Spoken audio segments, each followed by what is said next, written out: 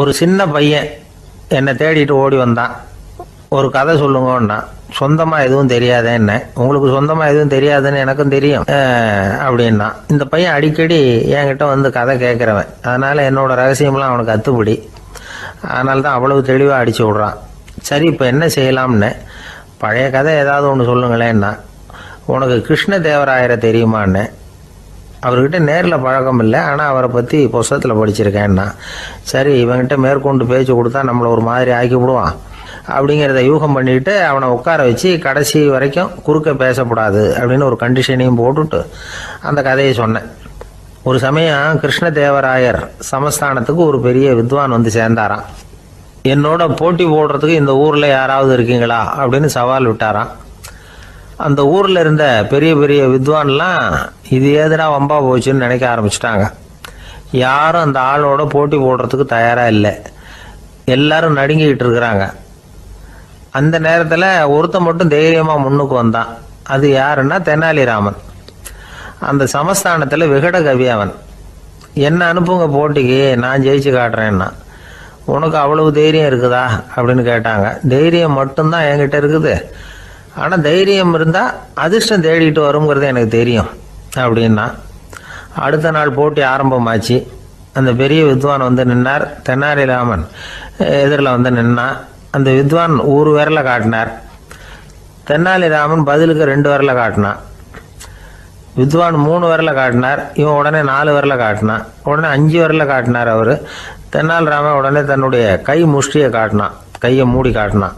அவ்வளோதான். அந்த பெரிய வித்வான் கிருஷ்ணதேவராயர் காலில் விழுந்தார். நான் தோத்துட்டேன், என் தோல்வியை ஒத்துக்கிறேன் அப்படின்னு சொல்லிவிட்டார். கிருஷ்ணதேவராயர் அவரை தனியாக அழைச்சிட்டு போய் என்ன நடந்ததுன்னு விசாரித்தார். அந்த வித்வான் விளக்கம் கொடுத்தார். ஆண்டவன் ஒருவன் தான் உண்டுங்கிறத விளக்கிறதுக்காக நான் ஒரு விரலை காட்டினேன். அப்படி இல்லை, சக்தியை சேர்த்தா சக்தி சிவன் 2 பேர் உண்டுன்னு உங்கள் வித்வான் 2 விரலை காட்டினார். மூர்த்திகள் 3 பேருங்கிறதுக்காக நான் 3 விரலை காட்டினேன். வேதங்கள் 4ன்னு சொல்லி ஒரு 4 விரலை காட்டினார். பஞ்சபூதங்கள் 5ன்னு நான் 5 விரலை காட்டினேன். அதையெல்லாம் அடக்கி ஆளணும்னு சொல்லி அவர் கையை மூடி உறுதியாக காட்டினார். அடடா, உங்கள் வித்வானுக்கு எப்பேற்பட்ட அறிவு, அவர் தான் ஜெயிச்சார், நான் தோத்துட்டேன் அப்படின்னார் அவர். அப்படி சொல்லிவிட்டு அவர் போயிட்டார். அதுக்கப்புறம் தெனாலிராமனை கூப்பிட்டு என்னப்பா நடந்தது அப்படின்னு கேட்டாராம். அதுக்கு தெனாலிராமன் விளக்கம் கொடுத்துருக்குறான். அவன் முதல்ல என்னை கொன்னுடுவேன்னு அந்த வித்வான் ஒரு விரலை காட்டினான். உடனே ஒரு 2 கண்ணையும் தோண்டி போடுவேங்கிறதுக்காக நான் 2 விரலை காட்டினேன். உனக்கு நாமம் போட்டுருவேன்னு சொல்லி 3 விரலை காட்டினான். அதை அழிச்சிருவேன்னு 4 விரலை காட்டினேன். உன்னை அரைஞ்சிருவேன்னு அவன் 5 விரலை காட்டினான். நான் உங்களை குத்தி போடுவேன்னு சொல்லி கையை மூடி காட்டினேன் அப்படின்னா. இப்போ பாருங்க, ஜெயிச்சது யார்? தைரியம் மட்டும் இருந்துட்டா அதிர்ஷ்டம் தானாக தேடி வருங்கிறது எவ்வளவு உண்மையாக போச்சு. அதனால் நாம் எப்பவும் தைரியமாக இருக்கணும்னு சொல்லிவிட்டு என் எதிரில் கதை கேட்டுட்டு உட்காந்துருந்த சின்ன பையனை பார்த்தேன். அவன் என்னை நிமிர்ந்து பார்த்தான். அவன் தன்னோட கை கால் 2ஐயும் ஒரு மாதிரியாக என் முன்னால் தூக்கி 20 விரலை காட்டினான். எனக்கு ஒன்றும் புரியல. இதுக்கு என்னப்பா அர்த்தம்னு கேட்டேன். இதே கதையை இதுக்கு முன்னாடி என்கிட்ட 20 தடவை நீங்கள் சொல்லியிருக்கீங்கன்னு அர்த்தம் அப்படின்னா. ஒருத்தர் வேகமாக நடந்து போகிறார்.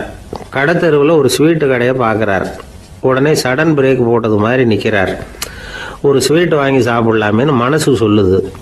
டாக்டர் வேணாம்னு சொல்லியிருக்கிறார், உடம்புக்கு ஒத்துக்காது, அதனால் அது வேணாம்னு சொல்லுது அறிவு. இவர் மனசு சொல்கிறத கேட்கல, அறிவு சொல்கிறபடி கேட்குறார். அதனால் மறுபடியும் வேகமாக அங்கேருந்து நடந்து போயிடுறார். அவர் நல்ல மனுஷன். மனுஷனுக்கு அறிவும் இருக்குது, உணர்ச்சியும் இருக்குது. எதுக்கு எடுத்தாலும் உணர்ச்சி வசப்பட்டுக்கிட்டு இருக்கக்கூடாது, அறிவு வசத்தில் நாம் இருக்கணும். அப்போ தான் நாம் நல்லபடியாக வாழ முடியும். இல்லைன்னா அவஸ்தை தான். மகாபாரதத்தில் சந்தனுன்னு சொல்லி ஒரு அரசன் வர்றான். அவன் ஒரு சமயம் அறிவு வசப்படாமல் உணர்ச்சி வசப்படுறான். அதாவது ஒரு நாள் கங்கை கரையில் ஒரு அழகான பொண்ணை பார்க்குறான். இவனுடைய மனசு அவகிட்ட போயிடுது.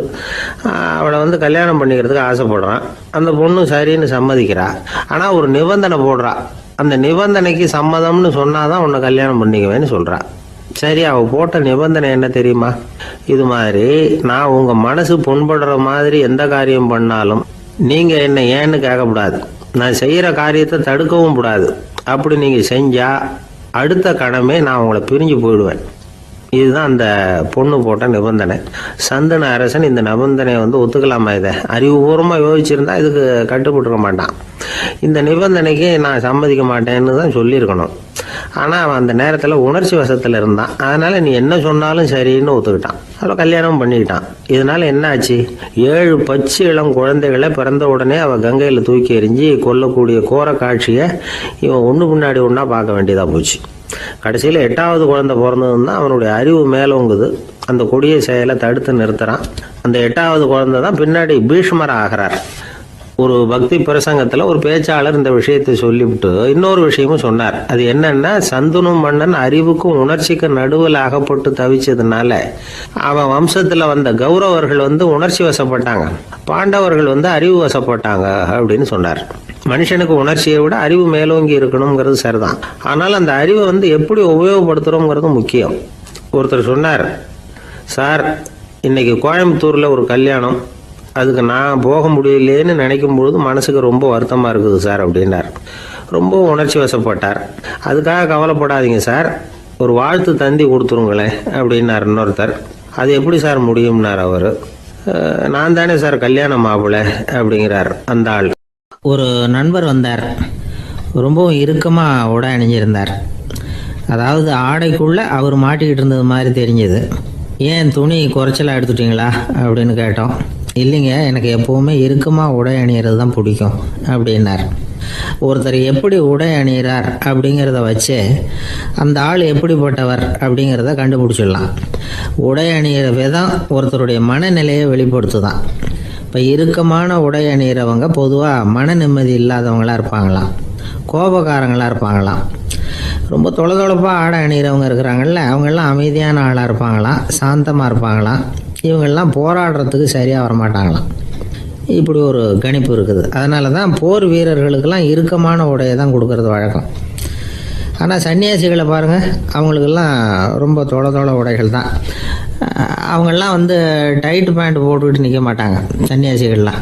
அதே மாதிரி சன்னியாசிகள்லாம் காவி உடைய தேர்ந்தெடுக்கிறதுக்கும் காரணம் உண்டு. பல ஆண்டுகள் சோதனை செஞ்சு பார்த்துட்டு தான் சன்னியாசத்துக்கு காவி தான் சரி அப்படின்னு முடிவு பண்ணியிருக்கிறாங்க. இப்போ பௌதீக விஞ்ஞானப்படியும் அதுதான் சரி. அதாவது சூரிய ஒளியில் 7 வண்ணங்கள் உண்டு. ஒரு பொருள் மேலே அது விழும்பொழுது அந்த பொருள் நமக்கு சிவப்பாக தெரிஞ்சதுன்னா அந்த பொருள் சிவப்பை தவிர மற்ற எல்லா நிற கதிர்களையும் உள்வாங்கிக்கிட்டு சிவப்பு நிறத்தை மட்டும் வெளியில் விடுது. அதாவது விலக்கி விடுது. அதனால தான் அந்த பொருள் சிவப்பாக தெரியுது. உடல் ஆரோக்கியத்துக்கு ஓரளவு சிவப்பு தேவைப்படுது. அதனால தான் காவி உடை அணிஞ்சால் சூரிய ஒளி ஓரளவு சிவப்பை விலக்கிவிடும். அதாவது சிவப்பின் பலனும் கிடைக்கும், இந்த சிவப்பின் கெடுதலும் இல்லை அப்படின்னு யோசனை பண்ணாங்க. காவி உதய வேளையின் நிறம். கீழ் வானத்தில் கதிர் உதிக்கிற வேளையில் முதல் ஒளி தோன்றுகிற நேரத்தில் காவி நிறம் தான் கசியும். தியானம் செய்கிறப்போ முதல்ல காணக்கூடிய ஒளி காவி நிறம்தான். தியானத்தின் உச்ச நிலையின் நிறம் நீலம். தியானம் காவி நிறத்தில் ஆரம்பமாகி நீல நிறத்தில் நிறைவடைகிறது அப்படிங்கிறார் ஓஷோ. நீலம் தியான சிகரம், காவி தியான ஆரம்ப குறியீடு, ஒரு சன்னியாசியின் ஆரம்ப தரிசனம் அப்படிங்கிறார் அவர். ஒருத்தர் நாள் பூரா காவி உடையே அணிஞ்சிருந்தா அந்த நிறம் அவருக்கு தியானத்தை பற்றிய நினைவை ஊட்டிக்கிட்டே இருக்கும். இப்படியே ஆடைக்கும் தியானத்துக்கும் இடையில ஒரு தொடர் ஏற்படுது. ஒரு துறவியின் உள்ளார்ந்த பண்பாக அது மாறுது. கடை வீதியில் ஒரு பொருள் வாங்க போகிறோம், அது மறந்துடக்கூடாதுங்கிறதுக்காக ஞாபகம் முடிச்சு போட்டுக்கிறோம். அந்த முடிச்சுக்கும் பொருளுக்கும் தொடர்பு இல்லை. ஆனால் கடை வீதிக்கு போன உடனே அந்த முடிச்சு அந்த பொருளை ஞாபகப்படுத்துது. அதாவது அந்த முடிச்சு ஒரு தொடர்பு அம்சமாக அமையுது. அது மாதிரி தான் காவி உடையும். ஒரு துறவி நடக்கும் பொழுது, சாப்பிடும் பொழுது, குளிக்கும் பொழுது அவருடைய காவி உடை அவருக்கு ஞாபகப்படுத்திக்கிட்டே இருக்கும். அது ஒரு நிலைப்படுத்தப்பட்ட நினைவாக ஞாபக முடிச்சாக மாறிடுது. காவி ஆடை இல்லைன்னா ஒருத்தரால் துறவியாக முடியாதுன்னு அர்த்தம் இல்லை. அதே நேரத்தில் காவி ஆடையால் ஒன்றும் பிரயோஜனம் இல்லை, அதில் ஒன்றும் அர்த்தம் இல்லை அப்படின்னு சொல்லிட முடியாது. இதுதான் உண்மை. இவ்வளவு தூரம் காவி ஆடையை பற்றி சொல்கிறதுனால எல்லாரும் சன்னியாசியாக போயிடுங்கோ அப்படின்னு நாம் சொல்கிறதாக யாரும் நினச்சிடக்கூடாது. மனசுக்கும் நிறத்துக்கும் உள்ள சம்பந்தத்தை தெரிஞ்சுக்கிறதுக்காக தான் இவ்வளவும். நமக்கு தெரிஞ்ச நண்பர் ஒருத்தர் இருக்கிறார், ஆஃபீஸில் வேலை பார்க்குறவர். ஒவ்வொரு மாதமும் 20ஆம் தேதிக்கு பிறகு அவரை போய் பார்த்தீங்கன்னா காவி உடை அணிஞ்சிக்கிட்டு, கண்ணை மூடிக்கிட்டு, கை ரெண்டையும் விரித்து வச்சுக்கிட்டு தியானத்திலேயே உட்காந்துருப்பார். ஏன் இப்படி பண்ணுறீங்கன்னு கேட்டேன். அதாவது 20ஆம் தேதிக்கு பிறகு என் கையில் ஒரு பைசா கூட கிடையாது, ஒரு சன்னியாசி லெவலில் இருக்கிறேன், என்கிட்ட எதுவும் செலவுக்கு கேட்காத அப்படின்னு என் மனைவிக்கு நான் சூக்காக உணர்த்துறதுக்காக அப்படி உட்காந்துருப்பேன் அப்படின்னு விளக்கம் கொடுக்குறார் அவர். ஒரு சராசரி மனிதனுடைய இயல்பு என்ன? இன்பம் வந்தால் துள்ளி குதிப்பான், துன்பம் வந்தால் சோர்ந்து போய் ஒரு மூலையில் உட்காந்துருவான். இவன் தான் சராசரி மனிதன். ஆனால் ஒருத்தன் இன்பம் வந்தால் அதுக்காக மகிழ்ச்சி அடையிறதில்ல, துன்பம் வந்தால் அதுக்காக சோர்ந்து போகிறதில்ல அப்படின்னு வச்சுக்கோங்க. அப்படி இருந்தால் அவன் சாதாரண ஆள் கிடையாது. ஒரு ஊரில் ஒரு ஞானி இருந்தார். அவரை தேடிட்டு ஒரு பெரியவர் வந்தார். ஐயா, ஞானத்தில் சிறந்த ஞானம் எது அப்படின்னு கேட்டாராம். இதுக்கு அந்த ஞானி என்ன பதில் சொன்னார் தெரியுமா?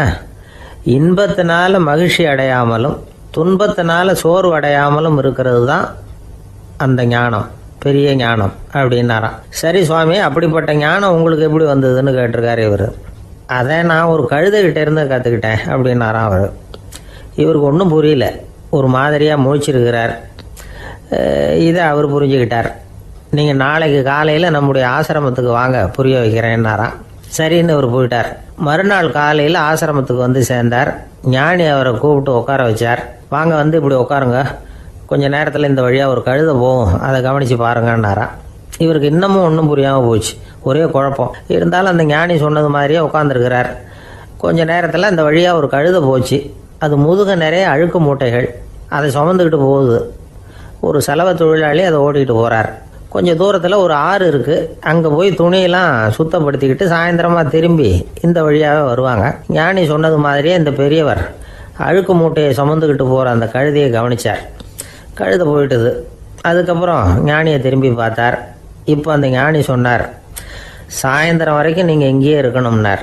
அதே மாதிரி இவர் இருந்தார். சாயந்தரமாக அந்த ஞானி சொன்னார், ஐயா, இப்போ கொஞ்ச நேரத்தில் அந்த கழுதை இந்த வழியாக திரும்பி வரும், அதையும் கவனித்து பாருங்கன்னார். இவரும் கவனித்து பார்க்குறார். கழுதை வந்தது. அது முதுகில் சலவை செய்யப்பட்ட துணி மூட்டை, அது பாட்டுக்கு சுமந்துக்கிட்டு போய்கிட்டு இருக்குது. பெரியவருக்கு ஒன்றும் புரியல, பொறுமை இழந்துவிட்டார். சரி சுவாமி, இந்த கழுதைக்கும் உங்கள் ஞானத்துக்கும் என்ன சம்பந்தம் அப்படின்னார். இப்போ அந்த ஞானி விளக்கினார். ஐயா, இந்த கழுதை இதே மாதிரி தினமும் காலையில் அழுக்கு மூட்டைகளை சுமந்துக்கிட்டு ஆற்றுக்கு போகுது, மாலையில் வெண்மையான சுத்தமான துணிகளை சுமந்துக்கிட்டு திரும்பி ஊருக்கு போகுது. காலையில் இது போகும் பொழுது முதுகில் அழுக்கு மூட்டைகளை சுமந்துக்கிட்டு போகிறோமேங்கிற வருத்தமும் அதுக்கு கிடையாது. சாயந்தரம் திரும்பி வரும்பொழுது சுத்தமான துணிகளை சுமந்துக்கிட்டு வர்றோமேங்கிற மகிழ்ச்சியும் அதுக்கு இல்லை. இதை பார்த்து தான் நானும் அது மாதிரி ஞானத்தை கற்றுக்கிட்டேன் அப்படின்னாராம். அதனால் யார் கற்றுக் கொடுக்குறாங்க அப்படிங்கிறத விட எதை கற்றுக்கிறோம் அப்படிங்கிறது தான் முக்கியம். ஒரு சினிமா பார்க்குறோம், ஒரு அருவி கொட்டுறது மாதிரி காட்சி வருது, தண்ணீர் வழியுது. படம் முடிஞ்சதும் பார்த்தீங்கன்னா அந்த திரை என்ன நனைஞ்சு போயா இருக்கும். ஒரு தீப்பிடிச்சு எரியிற காட்சியே சினிமாவில் பார்க்குறீங்க, காட்சி முடிஞ்சதும் அந்த வெண் திரையே கருகி போயா இருக்கும். படத்தில் வர்ற தண்ணீரும் நெருப்பும் அந்த திரையை பாதிக்கிறது இல்லை. நாம் அந்த திரை மாதிரி இருக்கிறதுக்கு கற்றுக்கணுமா. அந்த பக்குவம் வந்துவிட்டதுன்னா இன்பமும் துன்பமும் நம்ம எதுவும் செய்யாது. ஒரு சினிமாவை பார்க்குற வரைக்கும் சிரிக்கலாம், அழலாம், பார்த்துட்டு வெளியில் வரும்பொழுது அழுதுகிட்டே வரக்கூடாது. ஒருத்தர் வந்தார், அப்படி படம் முடிஞ்சு வெளியில் வரும்பொழுது அருவி மாதிரி கண்ணீர் சிந்திக்கிட்டே வரார். ஏன் சார், படம் அவ்வளவு சோகமா அப்படின்னு கேட்டார். இன்னொருத்தர், இல்லை சார், கூட்டம் ரொம்ப குறைச்சல் சார், மொத்தம் படம் பார்க்க வந்தவங்களே 15 பேர் தான் சார் அப்படின்னார் கண்ணீரை தொடச்சிக்கிட்டே. அதுக்கு நீங்கள் ஏன் சார் அழறீங்கன்னு கேட்டார் அவர். இந்த படத்தோட தயாரிப்பாளரே நான் தான் சார் அப்படின்னாரா இவர். ஒரு நீதிமன்றம், அங்கே ஒரு கொலை வழக்கு சம்பந்தமாக விசாரணை நடந்துக்கிட்டு இருக்குது. அந்த வழக்கறிஞர் ரொம்ப தீவிரமாக வாதாடிக்கிட்டு இருக்கிறார். தன்னுடைய கட்சிக்காரர் நிரபராதிங்கிறது அவருக்கு நல்லா தெரியும்.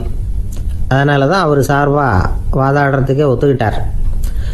அப்படி அவர் மும்முரமாக வாதாடிக்கிட்டு இருக்கிற சமயத்தில் அவசரமாக தந்தி ஒன்று சேர்ந்தது. அதை வாங்கி படித்து பார்த்தார். அதுக்கப்புறம் அதை மடித்து தன்னுடைய கோட்டு பையில் வச்சுக்கிட்டு தொடர்ந்து வாதாட ஆரம்பிச்சிட்டார். பேசி முடித்தார். அதுக்கப்புறம் அங்கே கோர்ட்டில் இருந்த சக வக்கீல்கள் அவர்கிட்ட வந்தாங்க. தந்தி ஒன்று வந்ததே, என்ன விஷயம் அப்படின்னு விசாரித்தாங்களாம். அப்போ அவர் சொல்லியிருக்கிறார், ஊரில் சிகிச்சைக்காக போயிருந்த என்னுடைய மனைவி இறந்து போனதாக தந்தி வந்திருக்குது அப்படின்னாராம். மற்ற வக்கீல்களுக்கு அதிர்ச்சி. என்னங்க இது, மனைவி இறந்ததை விட கேஸு முக்கியமாக உங்களுக்கு அப்படின்னு கேட்டிருக்கிறாங்க. இறந்து போன என் மனைவி மறுபடியும் திரும்பி வர போகிறதில்ல, ஆனால் என்னுடைய கட்சிக்காரர் ஒரு கொலை வழக்கில் மாட்டிக்கிட்டார், அவரும் நிரபராதி, அவர் உசுரை நான் காப்பாற்ற வேணாமா, இதுதான் என்னுடைய கடமை அப்படின்னாராம். இப்படி இவர் சொன்னதும் எல்லாரும் அப்படியே திகைச்சு போய் நின்றுட்டாங்களாம். சரி, கடமைக்கு முக்கியத்துவம் கொடுத்த அந்த வழக்கறிஞர் யார் தெரியுமா? அவர் தான் இரும்பு மனிதர் சர்தார் வல்லபாய் பட்டேல். குஜராத் மாநிலத்தில் 1875 அக்டோபர் 31 அன்றைக்கு ஜாவேரி பாய் அப்படிங்கிறவருக்கு 4வது பிள்ளையா அவர் பிறந்தாராம். இந்த ஜாவேரி பாய் யார் தெரியுமா? ஜான்சி ராணி லட்சுமி பாய் போர் படையில் ஒரு வீரராக பணிபுரிஞ்சவர். இளம் வயசில் வல்லபாய் பட்டேல் ரொம்ப சிரமப்பட்டு படிச்சிருக்கார். விடாமுயற்சி வெற்றியை கொடுத்தது. கல்லூரியிலையும் காலடி வச்சார். அதுக்கப்புறம் வக்கீல் பட்டத்தையும் வாங்கினார். பிரிட்டிஷ் ஆட்சி நடந்துக்கிட்டு இருந்த சமயம் குஜராத்தை சேர்ந்த பர்டோலி தாலுக்காவில் விவசாயிகள் மேலே அரசாங்கம் திடீர்னு நில வரியை வசதி விட்டு தான். ஏழை விவசாயிகள் ரொம்ப கஷ்டப்பட்டுருக்காங்க. அரசாங்கம் வரி செலுத்தாத விவசாயிகளின் நிலங்களையெல்லாம் ஜப்தி செஞ்சுதான். அரசாங்கத்தை எதிர்க்கிறவங்களையெல்லாம் கைது பண்ணி சிறையில் அடைச்சிட்டாங்களாம். சில பேர் வீடு வாசல் ஆடு மாட்டையெல்லாம் விற்று கூட வரி கட்ட வேண்டிய நிலைமைக்கு ஆளாயிட்டாங்க. வழக்கறிஞர் வல்லபாய் பட்டேல் நில வரியை உடனே ரத்து பண்ணணும் அப்படின்னு பம்பாய் கவர்னருக்கு ஒரு கடிதம் எழுதினார். எந்த பலனும் இல்லை. உடனே எல்லா விவசாயிகளையும் அணி திரட்டினார். அதுக்கு தானே தலைமை தாங்கினார். சத்தியாகிரகம் நடத்தினார். அந்த பகுதியில் எந்த வேலையும் நடக்கலை. வேறு வழி இல்லை. ஆட்சியாளர்கள் உடனே வரியை ரத்து பண்ணாங்க. சிறையில் இருந்தவங்களெல்லாம் வெளில விட்டாங்க. 1928 ஆகஸ்ட் 6 சர்க்காருக்கும் விவசாயிகளுக்கும் இடையில் ஒரு உடன்பாடு ஏற்பட்டது. அதுக்கப்புறம் தான் நிலைமை சரியாக போச்சான். வல்லபாய் பட்டேலின் பொது சேவையை பாராட்டின பொதுமக்கள் அவருக்கு சர்தார் அப்படிங்கிற பட்டத்தை கொடுத்தாங்களாம். சர்தார்னா தலைவர் அல்லது தளபதின்னு அர்த்தம். இரும்பு மனிதர்னு இவருக்கு பேர். இருந்தாலும் நகைச்சுவை உணர்வும் இவருக்கு நிறைய உண்டு. ஒரு தடவை ஒரு பத்திரிகை நிருபர் வந்திருக்கார். சர்தார் பட்டேல்கிட்ட அவருக்கு பிடிச்ச பண்பாடு கலாச்சாரம் எது அப்படின்னு கேட்கணும்னு ஆசை. அதனால் அவரை பார்த்து கேட்டாராம், ஏங்க உங்களுக்கு பிடிச்ச கல்ச்சர் எது அப்படின்னு கேட்டிருக்கார். இதுக்கு சர்தார் பட்டேல் சொன்ன பதில் என்ன தெரியுமா? எனக்கு பிடிச்ச கல்ச்சர் அக்ரிகல்ச்சர் அப்படின்னாராம். ஒரு நண்பர் சினிமா படம் தயாரிக்கிறவர், அவர்கிட்ட ஒரு நாள் பேசிக்கிட்டு இருந்தேன். அது எப்படி சார், நீங்கள் எடுக்கிற எந்த படமும் கையை கடிக்காத அளவுக்கு எடுத்துடுறீங்களே, அது எப்படின்னு கேட்டேன். அது ஒன்றும் பெரிய விஷயம் இல்லை சார். பெண்களுக்குன்னு சில உருக்கமான காட்சிகள், இளைஞர்களுக்குன்னு சில நடனங்கள், அடிதடி காட்சிகள், அப்புறம் வயசானவங்களுக்குன்னு சில ஆன்மீக காட்சிகள், சின்ன பிள்ளைங்களுக்கு சிரிப்பு, இப்படி எல்லாமும் சேர்த்து நான் படம் எடுக்கிறேன். மசாலா படம்னு பேர். இது ரொம்ப பெருசாக இல்லைன்னாலும் ஓரளவுக்கு சுமாராக ஓடிடும், கையை கடிக்காது அப்படின்னார். இது ஒரு உத்தி. சில பத்திரிகை ஆசிரியர்களும் இந்த உத்தியை கையாளுறது உண்டு. இந்த உத்திக்கு பார்னம் உத்தி அப்படின்னு பேர். பார்னம் எஃபெக்ட் அப்படின்னு சொல்லுவாங்க. அதாவது ஃபீனியஸ் டி பார்னம் அப்படின்னு ஒருத்தர் அமெரிக்காவில் இருந்தாராம். அதாவது 19ஆம் நூற்றாண்டில் அமெரிக்காவில் கொடிகட்டி பறந்த ஒரு சர்க்கஸ் நிறுவனத்தின் அதிபர் அவர். இந்த உலகத்தில் ஒவ்வொரு நிமிஷமும் ஒரு ஏமாளி பறந்துக்கிட்டே இருக்கிறான் அப்படிங்கிறது அவருடைய சித்தாந்தம். ஒவ்வொருத்தரையும் திருப்திப்படுத்துகிற அளவுக்கு அம்சங்களை கொஞ்சம் கொஞ்சமாக கலந்து கேளிக்கை நிகழ்ச்சிகளை நடத்தினது தான் அவருடைய மகத்தான வெற்றிக்கு காரணம். அதனால் அந்த உத்தியை யார் கடைப்பிடிச்சாலும் சரி, அதுக்கு பார்னம் உத்தி அப்படின்னு பேர் வந்துட்டுது. ஜோசியம் சொல்கிறவங்களுக்கும் இந்த உத்தி தான் கை கொடுக்குது.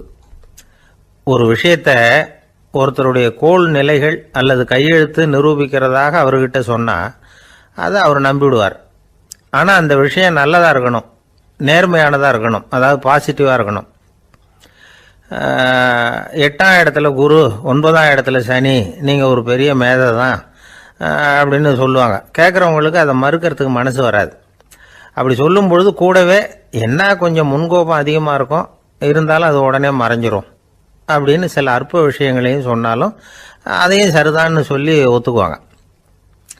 ஆளுமையை எடை போடுகிற ஒரு நிறுவப்பட்ட உத்தியின் மூலமாக தன்னுடைய குணாதிசயங்கள் கண்டுபிடிக்கப்பட்டதாக அவர் நம்புறது தான் இதுக்கு காரணம். இந்த மாதம் பணத்தட்டுப்பாடு கொஞ்சம் இருக்கும், உடம்புல ஏதாவது கொஞ்சம் அசௌகரியம் இருக்கும், வீட்டுக்குள்ளே லேசாக மனஸ்தாபம் வரலாம். இது மாதிரி பொதுப்படையாக சிலதை சொன்னாலே போதும், மக்களை நம்ப வச்சுடலாம். இதெல்லாம் நமக்கு மட்டும்தான் ஏற்படுது அப்படின்னு சொல்லி அவங்க நினைக்கிறது தான் காரணம். இதுதான் பார்னம் உத்திங்கிறது. மனிதர்கள் பாராட்டுக்களை விரும்புகிறதும் விமர்சனங்களை வெறுக்கிறதும் பார்னம் உத்தியின் அடுத்த கூறு. அதனால் ஒருத்தருக்கு ஜோசியம் சொன்னாலும் சரி, அவருடைய ஆளுமையை மதிப்பிடுறதாக இருந்தாலும் சரி, அவரை புகழற மாதிரி இருந்தாலும் சரி, அப்படி இருந்தால் தான் அது சரியாக இருக்கும். சாதகமான விஷயங்களை அதிகமாகவும் பாதகமான விஷயங்களை நாசூக்காகவும் சொன்னால் மக்கள் அதை நம்பிடுவாங்க. ஒருத்தரை கருமின்னு சொன்னால் ஏற்றுக்க மாட்டார்.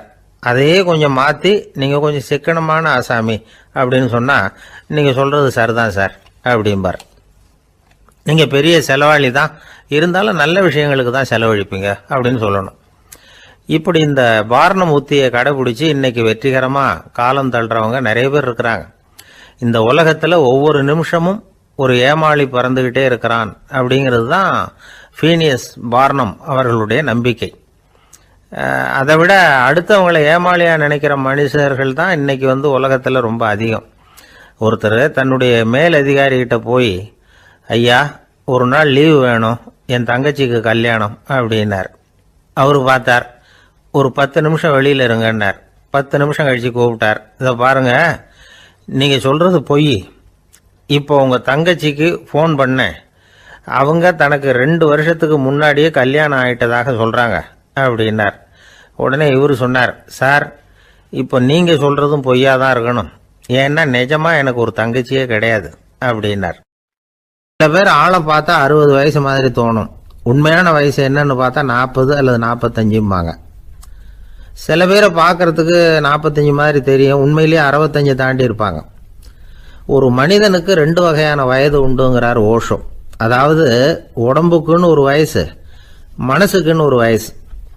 முதல் உலக மகாயுத்தம் நடந்தது இல்லையா, அது முடிஞ்சதுக்கு அப்புறம் முதல் தடவையா மனிதனின் மூளை வளர்ச்சியை பற்றி மனநல வைத்தியர்கள் ஒரு கணக்கெடுப்பு சோதனை நடத்தினாங்களாம். அது வரைக்கும் மனிதனுக்கு 2 வகையான வயது உண்டுன்னு யாரும் சிந்திச்சதே இல்லையா. அந்த உலக மகாயுத்தம் முடிஞ்சதுக்கு அப்புறம் மனிதனுடைய சராசரி மனதின் வயதை கணக்கிட்டு பார்க்கும் பொழுது அவங்களுக்குலாம் ரொம்ப அதிர்ச்சியாக இருந்துதான். ஏன்னா அது ரொம்ப பின்தங்கிய நிலையில் இருந்திருக்கு, வளர்ச்சி அடையாத நிலையில் இருந்திருக்கு. அவங்க கண்டுபிடிச்ச பிரகாரம் அப்போ மனசோட சராசரி வயசு என்ன தெரியுமா, 14. அப்படின்னா பார்த்துங்க, உடல் ரீதியாக ஒருத்தரோட வயசு 70 கூட இருக்கலாம், ஆனால் மனசோட வயசு 14 தான். இதுக்கு நேர்மாறாக அமைஞ்சு போச்சுன்னு வச்சுங்க. அதாவது ஒருத்தருக்கு உண்மையிலேயே 14 வயசு, அதாவது உடலோட வயசு 14, அவரோட மனசின் வயசு 70ன்னு வச்சுக்கோங்க. இப்படி அமைஞ்சுட்டுதுன்னா அவர் சீக்கிரம் ஞானத்தன்மை அடைஞ்சிருவார் அப்படின்னு அர்த்தம். இப்போ நமக்கெல்லாம் உடம்போட வயசு மனசோட வயசு ரெண்டும் ஒன்றா இருந்துட்டா அதுவே போதும், அதுவே பெரிய விஷயம். இப்போ எமர்சன் கிட்ட போய் ஒருத்தர் கேட்டாராம், உங்கள் வயசு என்ன அப்படின்னு. அவர் உடனே பதில் சொல்லியிருக்கார், 360 வருஷம் அப்படின்னாராம். கேட்டவர் குழம்பி போயிட்டார். அவர் என்ன சொல்கிறாரு, 360 வயசா, என்ன நம்ம காதில் தான் சரியாக விழலையா? எமர்சன் எப்பவும் உண்மையை பேசுகிற ஒரு சிறந்த அறிவாளி, அவர் இப்படிலாம் பொய் சொல்ல மாட்டாரே அப்படின்னு ஒரு யோசனை பண்ணிக்கிட்டே இவர் மறுபடியும் அவர் கிட்ட போனாராம். ஐயா நீங்கள் சொன்னது சரியாக என் காதில் விழலை, அதனால் மறுபடியும் கேட்குறேன், உங்கள் வயசு என்ன அப்படின்னாராம். எமர்சன் மறுபடியும் சொல்லியிருக்கிறார் 360 வருஷம்னு. வந்தவருக்கு உண்மையிலேயே அதிர்ச்சியாக போட்டுது. அதுக்கப்புறம் மெதுவாக ஆரம்பித்தாராம், ஐயா நீங்கள் சொல்கிறத என்னால் ஏற்றுக்க முடியாது, எப்படி பார்த்தாலும் இப்போ உங்களுக்கு வயசு ஒரு 60க்கு மேலே இருக்காதுன்னு நினைக்கிறேன் அப்படின்னாராம். நீங்கள் சொல்கிறது சரிதான், அது என் உடம்போட வயசுன்னாராம் எமர்சன். அப்படின்னா ஏற்கனவே நீங்கள் சொன்னது அப்படின்னு கேட்டிருக்காரு, அது என் மனசோட வயசு அப்படின்னாராம். நம்மளை பொறுத்த வரைக்கும் அறிவு தூசு படிஞ்சிருக்கு, அது மாதிரியே அன்பும் மாசுபட்டிருக்கு. இது ரெண்டையும் சுத்தம் பண்ண வேண்டியிருக்குது, அப்போ தான் நாம் சரியான வயசில் வாழ முடியும். ஒரு ஆசாமி இருக்கிறார், அவருக்கு உடம்போட வயசு அதிகம், மனசோட வயசு ரொம்ப குறைச்சல், குழந்தை மாதிரி. அவர் ஒரு ஆஸ்பத்திரியில் படுத்திருக்கிறார். நர்சம்மா எல்லாருக்கும் மருந்து கொடுத்துட்டு போகிறாங்க. கொஞ்ச நேரம் கழித்து திரும்பி வந்தாங்க. அப்போ இவர் அந்த அம்மாவை கூப்பிட்டு சொல்கிறார், இதை பாருங்கள் சிஸ்டர், நீங்கள் எல்லாருக்கும் சின்ன சின்ன மாத்திரையாக கொடுத்துட்டு எனக்கு மட்டும் நீளமான மாத்திரையாக கொடுத்துட்டீங்க, முழுங்கிறதுக்கு ரொம்ப கஷ்டமாக போச்சு, இனிமேல் எனக்கும் சின்ன மாத்திரையாக கொடுங்க சிஸ்டர் அப்படின்னாராம். அந்த அம்மா உடனே அதிர்ச்சியாகி தலையில் அடிச்சுக்கிட்டாங்களாம். நான் கஷ்டப்பட்டு மாத்திரையை முழுங்கினத்துக்கு நீங்கள் ஏமா தலையில் தட்டிக்கிறீங்க அப்படின்னு கேட்டிருக்காரு இவர். இதுக்கு அவங்க சொல்லியிருக்கிறாங்க, நான் உங்களுக்கு கொடுத்துட்டு போனது மாத்திரை இல்லைங்க, அது தெர்மாமீட்டர் அப்படின்னாங்களாம். ஒருத்தர் ஓடி வந்தார், இன்னொருத்தரை பார்த்து, சார் உங்கள் சைக்கிளை ஒரு நாள் இரவல் கொடுங்களேன், பக்கத்து ஊருக்கு போயிட்டு வர வேண்டியிருக்கு அப்படின்னார். இவர் சைக்கிளை கொடுத்து பத்திரமா கொண்டுட்டு போங்கன்னார். சார் இதை பத்திரமா கொண்டு போகிறேன், கவலையே வேணாம், ஏன்னா இது உங்களோட சைக்கிள் அப்படின்னு நான் நினைக்கல, என்னோட சைக்கிளாக நினைக்கிறேன். அப்படின்னார். அதுக்கப்புறம் தான் இவருக்கு உண்மையாகவே பயம் வந்துட்டுது. ஏன்னா அவர் சொன்னது மாதிரி அதை தன்னோட சைக்கிளாகவே நினச்சி தள்ளிட்டு போட்டா என்ன பண்ணுறது? எது எதை நம்முடையதா நினைக்கணுங்கிறதுக்கு ஒரு வரையறை இருக்குது. சில பேர் ஆஃபீஸையே வீடாக நினச்சி விடுறது உண்டு. அப்படிப்பட்டவங்க கூட வீட்டை ஆஃபீஸாக நினைக்கிறது இல்லை. ஏன்னா வீட்டில் இவர் ஆஃபீஸராக நடந்துக்க முடியறதில்ல. இதெல்லாம் ஒரு பக்கம் இருக்கட்டும். இப்போ விஷயத்துக்கு வருவோம். பொறியியல் மேதை டாக்டர் விஸ்வேஸ்வர ஐயா இருந்தார் இல்லையா? பாரத ரத்னா விருதெல்லாம் கொடுத்தாங்களே. ஆஃபீஸ் வேலை வேற, சொந்த வேலை வேற அப்படிங்கிறதுக்கு ஒரு உதாரணமாக இருந்தவர் அவர். மைசூர் மகாராஜா கிட்ட திவானா இருந்தார். அவர் ஒரு நாள் அரசாங்க வேலை காரணமாக வெளியூர் போயிருந்தார். ஹாசன்கிற ஊருக்கு பக்கத்தில் ஒரு பயண மாளிகை, அங்கே தங்கிவிட்டார். ராத்திரி அங்கே தங்கி இருந்துட்டு விடிஞ்சதும் ஊருக்கு திரும்புறதாக திட்டம். ராத்திரி தூங்குறதுக்கு ரொம்ப நேரம் ஆயிட்டுது. ரொம்ப நேரம் வரைக்கும் அரசாங்க சம்பந்தப்பட்ட வேலைகளையே பார்த்துக்கிட்டு இருக்கிறார். அரசாங்க ஃபைல்கள் நிறைய இருந்தது. அதையெல்லாம் ஒவ்வொன்றா எடுத்தார், படித்து பார்த்தார், பரிசீலனை பண்ணார்.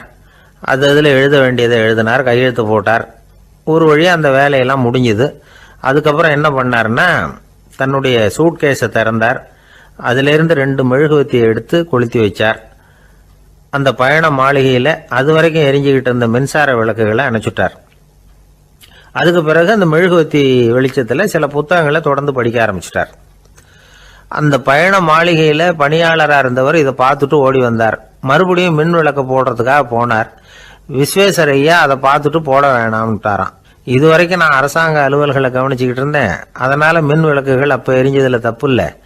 இப்போ நான் புத்தகம் படிச்சுக்கிட்டு இருக்கேன், இது என்னுடைய சொந்த வேலை. இங்கே இருக்கிற மின் விளக்கு அதுக்காக ஏன் எரியணும் அப்படின்னு கேட்டாராம். இப்போ இருக்கிற சில அரசு பணியாளர்கள்கிட்ட இந்த சம்பவத்தை பேச்சோட பேச்சா சொல்லி பார்த்தேன். அவங்களால இதை ஜீரணிக்கவே முடியல. நேர்மை தேவைதான் சார், அதுக்காக அவ்வளவு தூரத்துக்கு அது தேவையா அப்படிங்கிறாங்க.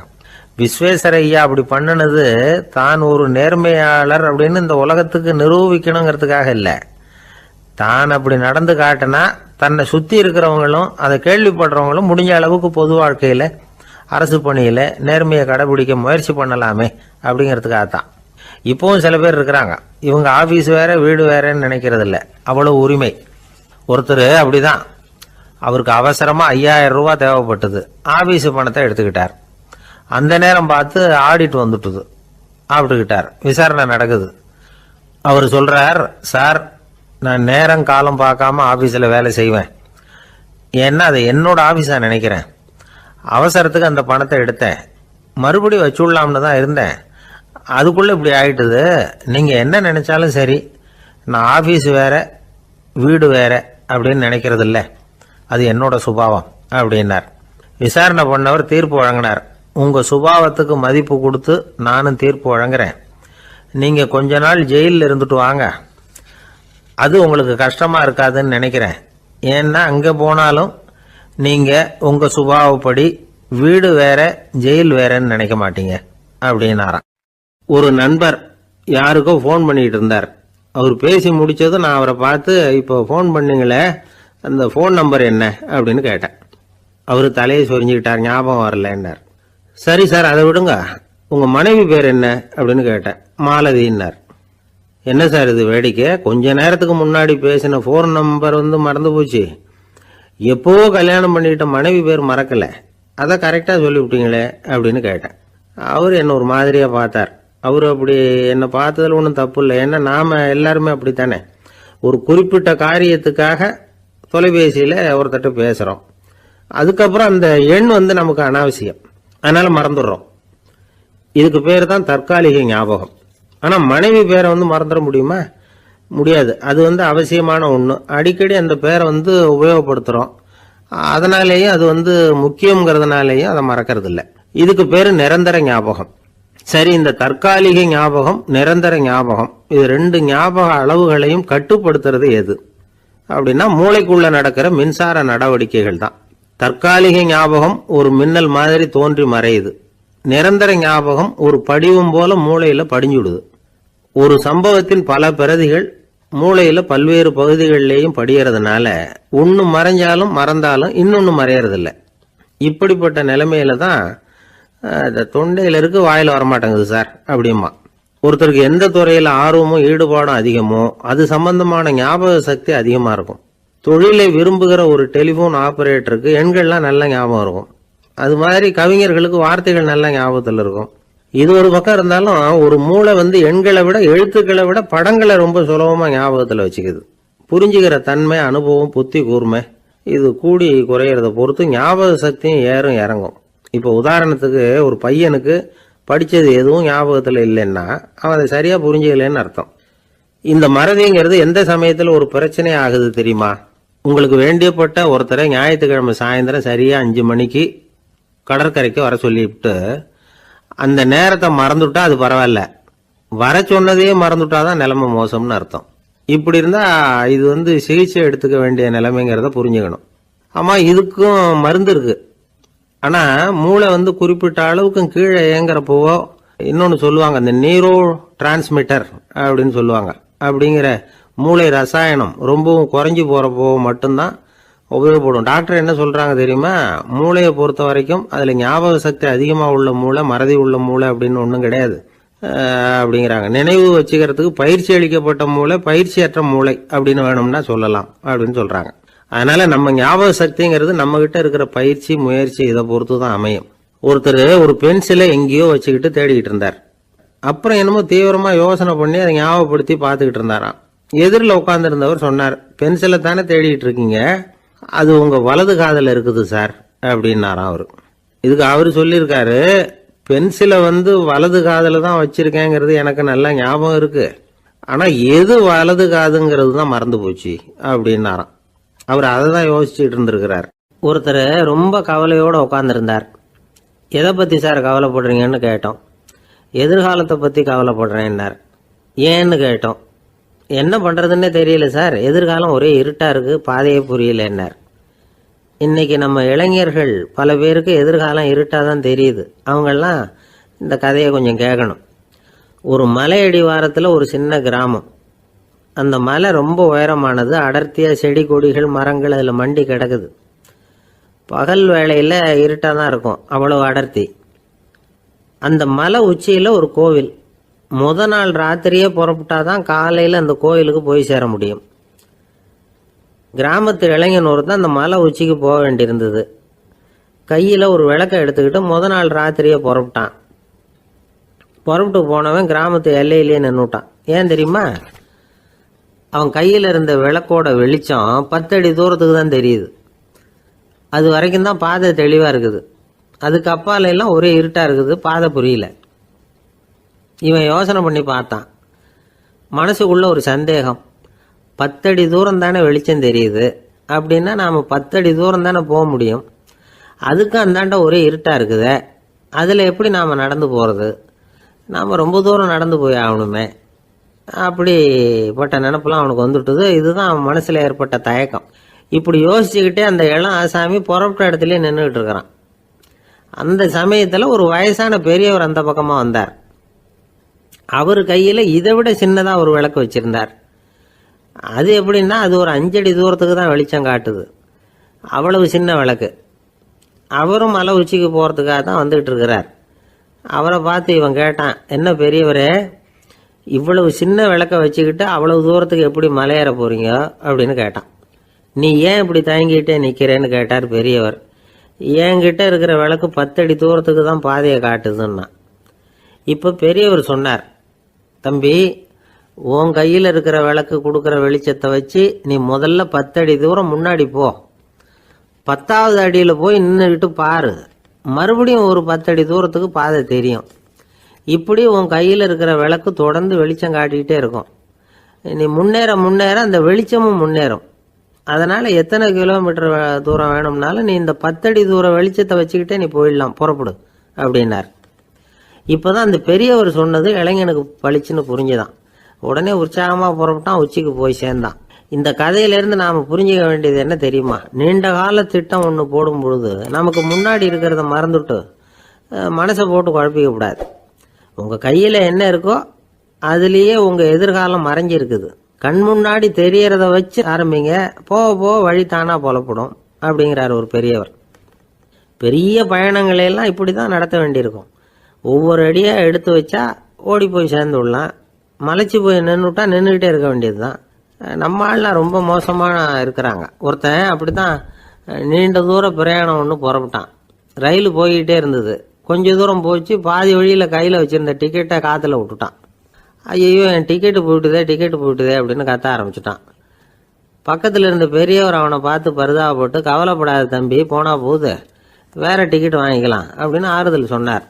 அதுக்கு அவன் சொல்கிறான், சார் நான் அதுக்காக அழலை, அந்த டிக்கெட்டு கிடைச்சா தானே நான் எந்த ஊருக்கு போகணுங்கிறது எனக்கு தெரியும் அப்படிங்கிறான். ஒரு அம்மா, அவங்களுக்கு 35 வயசு இருக்கும். குடும்பத்தில் எந்த கஷ்டமும் இல்லை. இருந்தாலும் காரணம் இல்லாமல் பிள்ளைங்க பேரில் கோவப்படுறது, எரிஞ்சு விடுறது அவங்க வழக்கம். பிள்ளைங்க அழும். உடனே அவங்க மனசும் சங்கடப்படும். இன்னொரு அம்மா, நல்ல வேலையில் இருக்கிறவங்க, வாரத்துக்கு ஒரு தடவையாவது தலைவலி வந்துடும். இவங்களுக்கெல்லாம் உடம்புல எந்த கோளாறும் இல்லை, மனசு மட்டும் சரியாக இருக்காது. தூக்க மாத்திரை கையில் வச்சுருப்பாங்க. 30-35 வயசுடைய பெண்களுக்கு சர்வசாதாரணமாக காணப்படுகிற மனக்கோளாறு இது.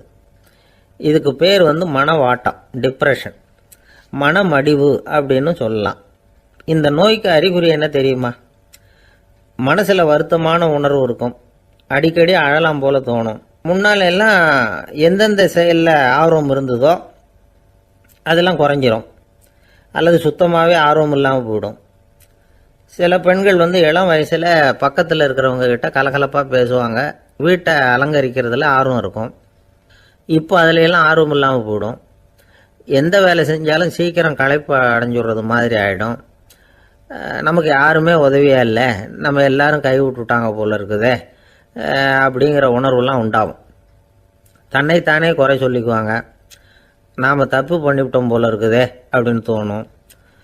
குற்றம் பண்ணிட்டதா நினச்சி கஷ்டப்படுவாங்க. பசி இருக்காது, தூக்கத்தில் தொந்தரவு இருக்கும். அடிக்கடி செத்து போடலாங்கிற உணர்வு வரும். தற்கொலை பண்ணிக்கலாங்கிற எண்ணம் உண்டாகும். சில பேர் தற்கொலை முயற்சியில் கூட ஈடுபடுவாங்க. சில பேருக்கு பலவிதமான உடல் வலிகள் இருக்கும், பலவீனம் இருக்கும், சீக்கிரமாக களைப்படைஞ்சு போடுவாங்க. இதெல்லாம் மனவாட்ட நோய்க்கான தன்மைகள். இந்த மனவாட்டம், அதாவது டிப்ரெஷனை 2 வகையாக பிரிக்கலாமா. ஒன்று தானாக உண்டாக்கிக்கிறது, இன்னொன்று எதிர் விளைவை உண்டு பண்ணுகிற அல்லது நரம்பு சம்பந்தப்பட்ட டிப்ரெஷன். தானாக உண்டாக்கிக்கிற மனவாட்ட நோய் இருக்கு பாருங்க, அதுக்கு ஏதாவது சூழ்நிலை காரணமாக இருக்கலாம், அல்லது இல்லாமலும் போகலாம். மூளையில் டொப்பாமைன் அல்லது செரட்டோனின் இதோட அளவு குறையும் பொழுது இந்த டிப்ரெஷன் உண்டாகுது. இதுக்கு ஓரளவு பிறவி காரணங்கள் கூட இருக்கலாம். குடும்பத்தில் வேற சிலருக்கும் வரலாம். பாதிக்கப்பட்ட பெண்ணை பார்க்கறதுக்கு பலவீனமாக தெரியும், கடுமையான குற்ற உணர்வு இருக்கும், தனியாக இருக்கிறதுக்கு ஆசைப்படுவாங்க, நடு ராத்திரியில் எழுந்திரிச்சு உட்காந்து கஷ்டப்பட்டுக்கிட்டு இருப்பாங்க, கொடூரமான முறையில் தற்கொலை பண்ணிக்க முயற்சி பண்ணுவாங்க, தீ வச்சுக்கிறது, அமிலத்தை குடிக்கிறது, தூக்கில் தொங்குறது. இப்படி தானாக வரவழைச்சிக்கிற மனவாட்ட நோய் மறையக்கூடிய நோய். ஒரு தடவை வந்தால் 3லேருந்து 6 மாதம் வரைக்கும் நீடிக்கும். இடைப்பட்ட காலங்களில் நோயாளி இயல்பாக இருப்பார். எதிர் விளைவை உண்டு பண்ணுகிற அல்லது நரம்பு சம்பந்தப்பட்ட மனவாட்ட நோய் எப்படின்னா, கணவன் மனைவி, மாமியார் மருமகள், இப்படிப்பட்ட உறவு முறை பிரச்சனைகள், தோல்விகள், எரிச்சல்கள், ஆஃபீஸு பிரச்சனை, இப்படிப்பட்ட சூழ்நிலையால் உண்டாகிறது. எல்லாத்துக்கும் மருந்து இருக்குது, மார்க்கம் இருக்குது, கவலைப்பட வேண்டியதில்லை, தைரியமாக இருக்கணும். உளவியல் மருத்துவம் இதுக்கு ரொம்ப உபயோகமாக இருக்கும். சில பெண்களை பாருங்கள், அவங்க எதுக்கும் அலட்டிக்கிறது இல்லை.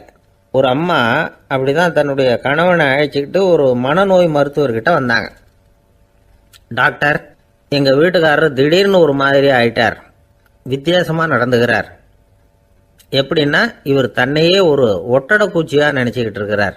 அப்படி நினச்சிக்கிட்டு தன்னுடைய தலையாலேயே வீட்டில் உள்ள ஒட்டடையெல்லாம் தொடச்சிக்கிட்டு இருக்கிறார் அப்படின்னாங்க. எவ்வளவு நாளாக அப்படி இருக்குதுன்னு கேட்டார் டாக்டர். 1 வாரமாக அப்படி இருக்குது அப்படின்னாங்க அந்த அம்மா. அப்படின்னா முன்னாடியே ஏன் அழைச்சிட்டு வரல அப்படின்னு கேட்டார் டாக்டர். வீடு பூரா சுத்தமாகட்டுமேனு பார்த்துக்கிட்டு இருந்தேன் டாக்டர் அப்படின்னாங்களாம் அந்த அம்மா. ஒரு ஊரில் ஒரு ஞானி இருக்கிறார், ரொம்ப பெரிய ஞானி, ரொம்ப வயசாயிட்டுது. கடைசி காலத்தில் அவர்கிட்ட சில பேர் வந்தாங்க. உங்கள் குரு யார் அப்படின்னு கேட்டாங்க. அவர் நிமிர்ந்து பார்த்தார். எனக்கு ஆயிரக்கணக்கான குருமார்கள் உண்டு, அவங்க பேரெல்லாம் சொல்லணும்னா இந்த காலம் பத்தாது, ஆனால் முக்கியமான ஒரு 3 பேரை பற்றி மட்டும் உங்களுக்கு சொல்கிறேன் அப்படின்னாராம். அப்புறம் சொன்னார், அந்த 3 பேரில் ஒருத்தன் ஒரு திருடன். ஒரு சமயம் ஒரு பாலைவனம் வழியாக நான் போய்கிட்டு இருந்தேன். அப்போது வழி தவறி போய் ஒரு கிராமத்துக்கு போயிட்டேன். அது இருட்டு நேரம், நடு ராத்திரி, ஊரே உறங்கி போச்சு. அந்த நேரத்தில் ஒரு ஆள் மட்டும் ஒரு வீட்டு சுவத்தில் ஏதோ பண்ணி உள்ளே நுழையிறதுக்கு முயற்சி பண்ணிகிட்டு இருக்கிறான். அவங்கிட்ட போய் நான் இன்னைக்கு இங்கே எங்கே தங்க முடியும் அப்படின்னு கேட்டேன். அதுக்கு அவன், இந்த ராத்திரி வேளையில் அது ரொம்ப சிரமம், ஒரு திருடனோட உங்களால் தங்க முடியும்னா நீங்கள் என்னோட தங்கலாம் அப்படின்னா. நான் அவங்க கூட 1 மாதம் தங்கியிருந்தேன். ஒவ்வொரு நாள் ராத்திரியும் இப்போ நான் என்னுடைய வேலைக்கு போகிறேன், நீங்கள் ஓய்வு எடுத்துக்கோங்க அப்படின்னு சொல்லிவிட்டு போவான். அவன் திரும்பி வந்த உடனே உனக்கு ஏதாவது கிடைச்சிதான்னு நான் கேட்பேன். அதுக்கு அவன், இன்னைக்கு ராத்திரி ஒன்றும் இல்லை, நாளைக்கு மறுபடியும் முயற்சி பண்ணுவேன் அப்படின்பா. எப்பவும் அவன் நம்பிக்கை இழந்ததே கிடையாது, எப்பவும் சந்தோஷமாகவே இருப்பான். நானும் ரொம்ப காலமாக தியானம் பண்ணிக்கிட்டே இருந்தேன், ஒன்றுமே நடக்கலை. ஆனால் நான் என்ன பண்ணேன் தெரியுமா, மனசு வருத்தப்படும், நம்பிக்கை இழந்துருவேன். அப்போல்லாம் அந்த திருடனுடைய விடாமுயற்சி தான் ஞாபகத்துக்கு வரும். அதனால் அந்த திருடன் எனக்கு ஒரு குரு. என்னுடைய 2வது குரு யாருன்னா அது ஒரு நாய். இது எப்படின்னா, ஒரு சமயம் எனக்கு ரொம்ப தாகமாக இருந்தது. ஒரு நதியை நோக்கி போய்கிட்டு இருந்தேன். அப்போ ஒரு நாயும் வந்தது. அதுக்கும் தாகம். ஓடி வந்து ஆற்றை பார்த்தது. அதோட நிழல் வந்து ஆற்றுல தெரிஞ்சுது. அதை பார்த்ததும் பயந்துட்டுது. அதாவது அது தன்னுடைய சொந்த உருவத்தையே கண்டு பயந்தது. அதை பார்த்து குறைக்குது, திரும்பி ஓடிச்சு. ஆனால் அதுக்கு தாகம் அதிகமாக இருந்ததுனால அது மறுபடியும் திரும்பி வந்தது. பார்த்தா மறுபடியும் தண்ணியில் நாயோட உருவம் தெரியுது. இப்படி சில தடவை பண்ணிச்சு. இருந்தாலும் கடைசியில் தண்ணியில் குதிச்சுட்டுது துணிஞ்சி. இப்படி குதித்த உடனே அதோட உருவமும் மறைஞ்சுட்டுது. இதை பார்த்தேன். நான் என்ன புரிஞ்சுக்கிட்டேன்னா, எவ்வளவுதான் பயம் இருந்தால் கூட ஒருத்தன் தைரியமாக காரியத்தில் இறங்கணும் அப்படிங்கிறத புரிஞ்சுக்கிட்டேன். இந்த போதனை அந்த நாய்கிட்ட இருந்து எனக்கு கிடைச்சிது. இது ஒன்று. அடுத்தது என்னுடைய 3வது குரு யாருன்னா அது ஒரு சின்ன குழந்தை. நான் ஒரு சமயம் ஒரு நகரத்துக்கு போனேன். அங்கே ஒரு குழந்தை எரிகிற மெழுகுவத்தி ஒன்று எடுத்துக்கிட்டு வந்தது. நான் அந்த குழந்தைய பார்த்து வேடிக்கையாக கேட்டேன், ஏன் பாப்பா இந்த மெழுகுவத்தியை நீயாவே கொளுத்துனியா அப்படின்னு கேட்டேன். ஆமான்னுது அந்த குழந்தை. சரி, இந்த மெழுகுவத்தி முன்னாடி எரியாமல் இருந்தது, இப்போ எரியுது. இந்த மெழுகுவத்திக்கு வெளிச்சம் எங்கேருந்து வந்தது, அதை எனக்கு காட்ட முடியுமா அப்படின்னு கேட்டேன் அந்த குழந்தைகிட்ட. இதுக்கு அந்த குழந்தை சிரிச்சுக்கிட்டு அந்த மெழுகுவத்தியை ஊதி அணைச்சுட்டுது. அதுக்கப்புறம் என்னை பார்த்து கேட்டுது, இப்போ இந்த மெழுகுவத்தியின் வெளிச்சம் போனதை பார்த்தீங்க இல்லையா, அது எங்கே போச்சுன்னு எனக்கு சொல்லுங்க அப்படின்னுது. அந்த குழந்தை இப்படி கேட்டதும் என்கிட்ட இருந்த ஆணவம் அழிஞ்சுட்டுது. நான் படித்ததெல்லாம் அந்த வினாடியில் சுக்கு நூறாக போயிட்டுது. என்னுடைய முட்டாள்தனத்தை நான் உணர்ந்தேன் அப்படின்னு இவ்வளவும் அந்த ஞானி விவரமாக சொன்னாராம். அதனால் நாம் இன்னார்கிட்ட இருந்து தான் இதை கற்றுக்கணுங்கிறது இல்லை, யாருக்கிட்ட இருந்தும் எதையும் கற்றுக்கலாம். நம்மால் ஒருத்தன் ஒரு நாய் வளர்த்துக்கிட்டு இருந்தான். அந்த நாய்க்கு வால் கிடையாது. யாரோ ஏற்கனவே வெட்டி எடுத்துட்டாங்க. இந்த நாய் தான் சார் எனக்கு குரு, அதுகிட்டே இருந்து கூட நான் பாடம் கற்றுக்கிட்டு இருக்கிறேன் அப்படின்னா. அப்படி என்ன கற்றுக்கிட்டேன் இந்த வால் இல்லாத நாய்கிட்டே இருந்து அப்படின்னு கேட்டோம். நாம் யாருக்கிட்டையும் வாலாட்டக்கூடாது அப்படிங்கிற பாடத்தை அதுகிட்டே இருந்து தான் நான் கற்றுக்கிட்டேன் அப்படின்னா. இந்த உலகத்தில் எவ்வளவோ உயிரினங்கள் இருக்குது, ஒவ்வொன்றும் ஒவ்வொரு விதமாக சண்டை போடுது. இப்போ 2 மாடு சண்டை போட்டுக்குதுன்னு வச்சுங்க, என்ன பண்ணும், 2 முட்டிக்கும். அதுக்கு சண்டை போடுறதுக்கு ஆயுதமாக உபயோகப்படுறது அதோட கொம்பு. 2 சேவல் சண்டை போட்டுக்குதுன்னு வச்சுங்க, அதுக்கு ஆயுதமாக உபயோகப்படுறது அதோட கால் நகம். காலால் தான் அது ஒன்றோட ஒன்று சண்டை போட்டுக்கும். ஆனால் 2 மனுஷன் சண்டை போட்டுக்கிறான்னு வச்சுங்க, இவன் இன்னதை தான் ஆயுதமாக உபயோகப்படுத்துவான்னு குறிப்பிட்டு சொல்ல முடியாது. கல்லை எடுப்பான், கத்தி எடுப்பான், துப்பாக்கி எடுப்பான், என்ன வேணாலும் பண்ணுவான். வாயால் திட்டுவான், கையால் அடிப்பான், காலால் உதைப்பான், சகலகலாக வல்லவன். விலங்குகள்லாம் பொதுவாக வாயை சாப்பிட்றதுக்கு மட்டும்தான் உபயோகப்படுத்துது. ஆனால் இவனுக்கு சாப்பிட்றதுக்கும் அதுதான், சாப்பிட்டு விட்டு திட்டுறதுக்கும் அதுதான். ஆனால் ஒரு விஷயத்தில் மட்டும் கெட்டிக்கிறேன். அதாவது நாம் சண்டை போட்டுக்கிட்டாலும் பரவாயில்லை, கோழிகள் சண்டை போடாமல் இருக்கணும் அப்படின்னு ஆசைப்படுறான். எதுக்காக? கோழிகள் சண்டை போடாமல் இருந்தால் நிறைய முட்டைகள் போடுமா, அதுக்காக தான் இந்த அக்கறை. கோழி பண்ணை வச்சிருக்கிறவங்களுக்கு இது ஒரு பெரிய பிரச்சனை. அதாவது பண்ணையில் இருக்கிற கோழிகளுக்குள்ளே அடிக்கடி சண்டை வந்துடும். அதனால் முட்டை உற்பத்தி குறைஞ்சிரும். சரி, இதுக்கு என்ன பண்ணுறது? பண்ணையில் போய் உட்காந்துக்கிட்டு தினமும் பஞ்சாயத்து பேசிகிட்டு இருக்க முடியுமா? அமெரிக்காவில் கோழி பண்ணை வச்சிருக்கிற ஒருத்தர் இதை பற்றி யோசனை பண்ணி பார்த்தாராம். ஒரு வழியையும் கண்டுபிடிச்சிருக்கார். கோழிக்கெல்லாம் மூக்கு கண்ணாடி மாட்டி விட்டுட்டோம்னா அது சண்டை போடுற குணம் குறைஞ்சிரும், முட்டை அதிகமாகிடும்.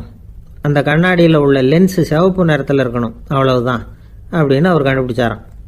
இது ஏற்கனவே நடைமுறையில் கண்டுபிடிக்கப்பட்ட ஒரு விஷயம். ஆனால் எல்லா கோழிக்கும் சிவப்பு மூக்கு கண்ணாடி எப்படி மாட்டி விடுறது? அப்படியே மாட்டி விட்டாலும் அது நழுவாமல் இருக்கணுமே. இப்போ நாமெல்லாம் நடு வரலால் மூக்கு கண்ணாடி நடுவில் தொட்டு அப்படி ஸ்டைலாக சரி பண்ணிக்கிறோம். அது மாதிரி கோழி எப்படி சரி பண்ணிக்கும்? இதுதான் பிரச்சனை. இதுக்கு அவர் என்ன வழி கண்டுபிடிச்சாருன்னா, கோழிக்கெல்லாம் மூக்கு கண்ணாடிக்கு பதிலாக விழியொட்டு வில்லைகள், கான்டாக்ட் லென்ஸ், அதை பொருத்தி விட்டா என்ன அப்படின்னு யோசனை பண்ணார். அதே மாதிரி பண்ணார். அதே மாதிரி செஞ்சு பார்த்தார், வெற்றி. அதுக்கப்புறம் கோழியெல்லாம் சண்டை போட்டுக்கலையாம், சமாதான பிரியர்கள் ஆகிட்டு தான். கோழிகளுக்கு இயல்பாகவே சண்டை போடுற குணம் உண்டு. ஆனால் அதோட கண்ணுக்கு பார்க்குற பொருள்லாம் ரோஜா நிறத்துலையோ அல்லது இன்னும் சொல்ல போனால் அழுத்தமான சிவப்பு நிறத்துலையோ தெரிஞ்சதுன்னா சண்டை போடுற குணம் குறைஞ்சிருதான். அந்த சமயத்தில் அது அதிகமாகவும் முட்டையிட ஆரம்பிச்சுடுதான். அதே நேரத்தில் இறை எடுக்கிறத கூட குறைச்சிக்குதான். இது ஏன் இப்படி பண்ணுதுங்கிறது விஞ்ஞானிகளுக்கு இன்னமும் புரியலையா. எப்படியோ அமெரிக்க கோழிகள்லாம் கான்டாக்ட் லென்ஸ் பொருத்திக்க ஆரம்பித்தாச்சு. கோழி கழுத்தை பிடிச்சிக்கிட்டு ஒரு சில வினாடிகளில் அதை பொருத்தி போடுறாங்களாம். கோழியோட ஆயுள் பூரா அது அப்படியே இருக்குமா. பண்ணையில் முட்டை உற்பத்தி குறைஞ்சா இது மாதிரி விஞ்ஞானபூர்வமாக பரிகாரம் தேடுறது தான் நல்லது. நமக்கு வேண்டியப்பட்ட ஒருத்தர், அவர் ஒரு கோழி பண்ணை வச்சுருந்தார். அந்த பண்ணையில் பாதி கோழி திடீர்னு செத்து போச்சு. உடனே ஒரு கால்நடை மருத்துவர்கிட்ட போக வேண்டியது தானே. அங்கே போகல. உள்ளூரில் மந்திரம் பண்ணிகிட்டு இருந்த ஒரு சாமியார்கிட்ட போனார். அவர் காலில் விழுந்தார். சாமி, என் பண்ணையில் பாதி கோழி செத்து போட்டுதுன்னார். சாமியார் யோசனை பண்ணார். சரி, பண்ணையில் வாசப்படி கிழக்கு பக்கமாக வச்சுருக்கியா மேற்கு பக்கமாக வச்சுருக்கியான்னு கேட்டார். கிழக்கு பக்கமாக இருக்குன்னார் அவர். அதுதான் தப்பு, மேற்கு பக்கமாக அதை மாற்று சரியாக போடும்னாராம். அதே போல் அவர் போய் மாற்றிவிட்டார். அப்பவும் பாதி செத்து போச்சு. மறுபடியும் சொன்னார், சாமி மறுபடியும் பாதி கோழி செத்து போட்டுதேன்னார். சரி, கூரை எப்படி போட்டிருக்க? ஓடு போட்டிருக்கியா இல்லை கீத்து போட்டிருக்கியான்னார். ஓடு போட்டிருக்கேன்னாராம் அவர். அதுதான் தப்பு, அதை கீத்து போட்டுரும் சரியாக போடும்னாராம். சரின்னு போய் அதையும் மாற்றி பார்த்தார். மறுபடியும் போயிட்டுது, கோழி செத்து போச்சு. வந்தார். மறுபடியும் பாதி செத்து போச்சு சாமின்னு வந்தார். இவரும் யோசனையை மாற்றி மாற்றி சொல்லிகிட்டே இருக்கிறார். இப்படி அவரும் மாற்றி மாற்றி பார்த்தார். 6வது தடவையாக அவரை தேடிட்டு வந்தார். அந்த சமயத்தில் இவர் ரொம்ப தீவிரமாக யோசனை பண்ணி பார்த்துட்டு, அது சரிப்பா, நீயும் என்கிட்ட சளைக்காமல் வந்துக்கிட்டு இருக்கிற, நானும் யோசனை சொல்லிகிட்டு இருக்கேன். இப்போவும் உங்ககிட்ட சொல்கிறதுக்கு என்கிட்ட யோசனை நிறையா இருக்குது. ஆனால் சோதிக்கிறதுக்கு உங்ககிட்ட கோழி இல்லையே, என்ன பண்ணுறது அப்படின்னாராம் இவர். ஒரு ஊரில் ஒரு பெரிய ஞானி இருந்தார். அவர் படுக்கையில் இருந்தார். இன்னும் கொஞ்ச நேரம்தான் அவர் இந்த உலகத்தில் இருக்க போகிறார். அவரை சுற்றி ஏகப்பட்ட கூட்டம். ஏற்கனவே அவருடைய உபதேசங்களை கேட்டவங்க பல பேர் அவரை சுற்றி நிற்கிறாங்க. அந்த ஞானி மெதுவாக கண்ணை திறந்து பார்க்குறார். எல்லாரும் அவருடைய கடைசி வார்த்தையை கேட்கறதுக்காக அவளோட காத்துக்கிட்டு இருக்கிறாங்க. அந்த ஞானி மெதுவாக பேச ஆரம்பித்தார். நான் என்னுடைய வாழ்நாள் பூராவும் உங்களுக்கு நிறைய போதனைகள் சொல்லிக்கிட்டு இருக்கிறேன். பேரானந்தம், மகிழ்ச்சி, தியானத்தன்மை, இதை பற்றியெல்லாம் சொல்லியிருக்கிறேன். இப்போ நான் வேற ஒரு கரைக்கு போய்கிட்டு இருக்கிறேன். நான் இனிமேல் இந்த கரையில் இருக்க மாட்டேன். நீங்கள் நான் சொன்னதையெல்லாம் கேட்டீங்க, ஆனால் எதையும் நீங்கள் நடைமுறைப்படுத்தி பார்க்கல. எல்லாம் கேட்டதோடு சரி, அதோட விட்டுவிட்டீங்க. அப்புறம் அதை தள்ளி போட்டுக்கிட்டே வந்துட்டீங்க. மேலும் அதை தள்ளி போடுறதுல எந்த பிரயோஜனமும் கிடையாது. இப்போ நான் போய்கிட்டு இருக்கிறேன். உங்களில் யாராவது என்னோட வர்றதுக்கு தயாரா அப்படின்னு கேட்டார். அவ்வளவுதான். யாரும் வாயை திறக்கல. ஒரே மௌனம், சத்தமே இல்லை. ஒருத்தர் பார்த்துக்கிட்டே நிற்கிறாங்க. அந்த கூட்டத்தில் ஒரு ஆள் அந்த ஞானி கூடவே 40 வருஷத்துக்கு மேலே இருந்திருக்கிறான். அவனும் வாயை திறக்காமல் இன்னொருத்தன் முகத்தை பார்த்துக்கிட்டே நிற்கிறான். இந்த சமயத்தில் பின்னாடி நின்றுக்கிட்டு இருந்த ஒருத்தன் கையை தூக்கினான். ஞானி அவனை பார்த்தார். சரி, ஒருத்தனுக்காவது நம்மோட வர்றதுக்கு தைரியம் இருக்குது அப்படின்னு நினச்சார்.